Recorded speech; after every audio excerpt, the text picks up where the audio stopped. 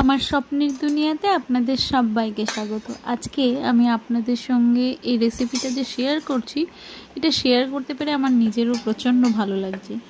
এই যে মাছটা আপনাদের দেখাচ্ছি, এটা হয়তো অনেকে চেনে, আবার অনেকে নাও চিনতে পারে। এই মাছটা হচ্ছে শঙ্কর মাছ। শঙ্কর মাছের বাটি চচ্চড়ি আজকে আপনাদের সঙ্গে শেয়ার করছি। এটা অসাধারণ একটা আমার মা শাশুড়ির রেসিপি। এই রেসিপিটা প্রায় 1000 বছরেরও বেশি পুরনো একটা রেসিপি।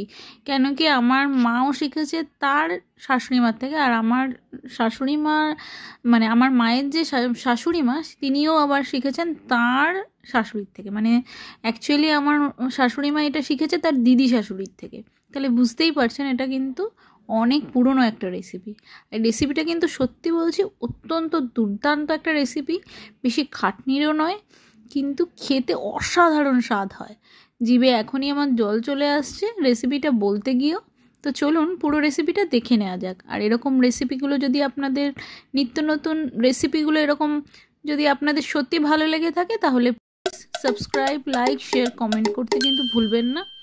আর বেল আইকনটা প্রেস করবেন, তাহলে আমার রেসিপির নিত্য নতুন ভিডিওগুলো আপনাদের সামনে সঠিক সময়ে পৌঁছে যাবে।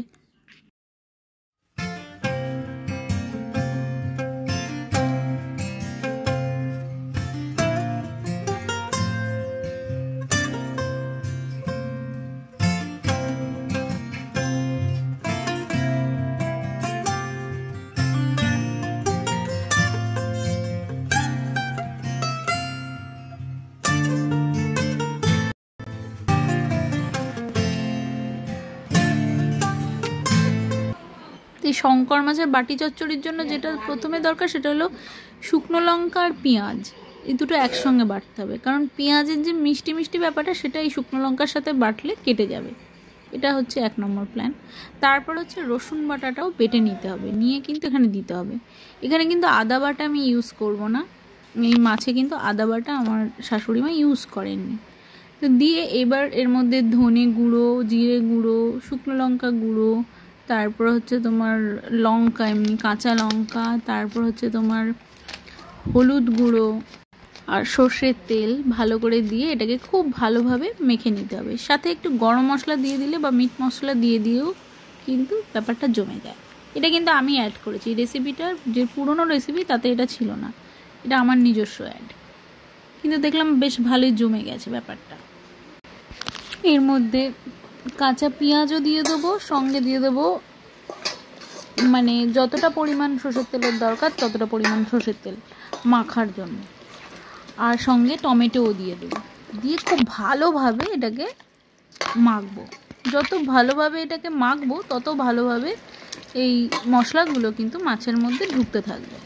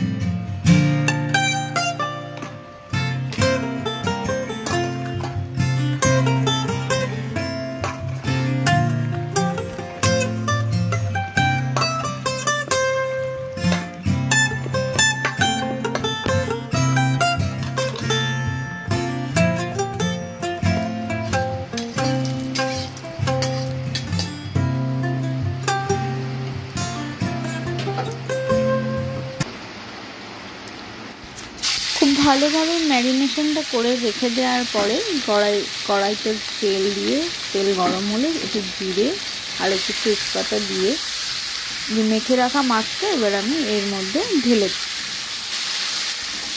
এবার যতক্ষণ না তেলটা ছেড়ে মাছ থেকে বেরিয়ে আসছে ততক্ষণ পর্যন্ত কিন্তু আমি এটাকে কষাতে থাকবো।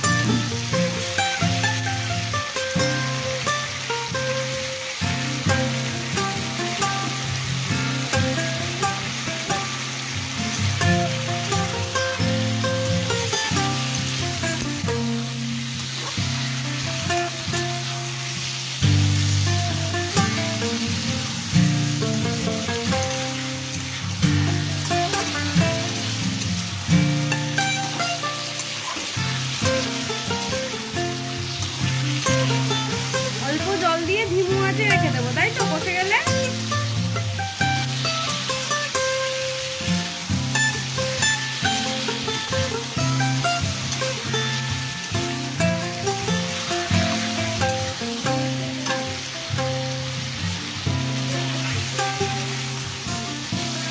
তেলটা ছেড়ে গেলে গরম জল বসিয়ে দিয়েছি, গরম জল দেবো।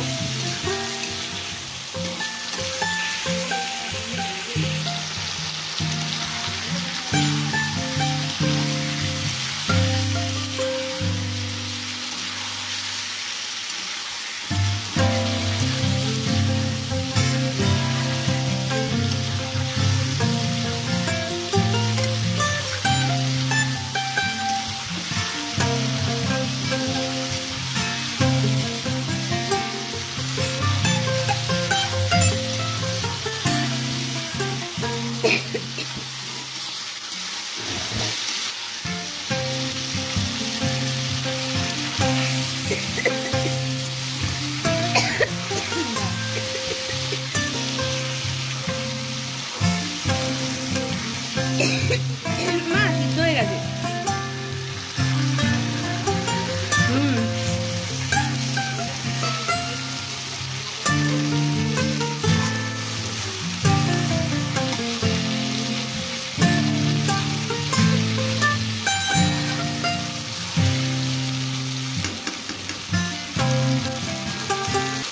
দেখুন মাছটা কষাতে কষাতে তেলটা কিন্তু মাছ থেকে বেরিয়ে এসছে। তো এবার বুঝতে হবে যে আপনার কষানো কমপ্লিট হয়ে গেছে।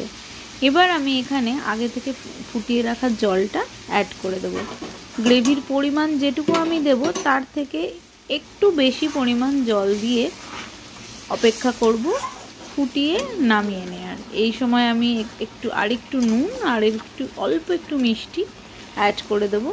আর নামানোর আগে ঘি আর গরম মশলা দিলেই এই মাছের কালিয়াটা কিন্তু বা মাছের বাটি চচ্চড়ি কিন্তু একদম রেডি হয়ে যাবে। এটা গরম ভাতের সঙ্গে ভালো লাগে, রুটির সাথেও ভালো লাগে, পরোটার সাথেও আপনি সাইড ডিশ হিসেবে ব্যবহার করতে পারবেন। যেভাবে খুশি আপনি এটাকে ইউজ করতে পারবেন। তো চলুন আজকের মতো এটুকুই, দেখা হচ্ছে অন্য কোনো দিন অন্য কোনো রেসিপি নিয়ে।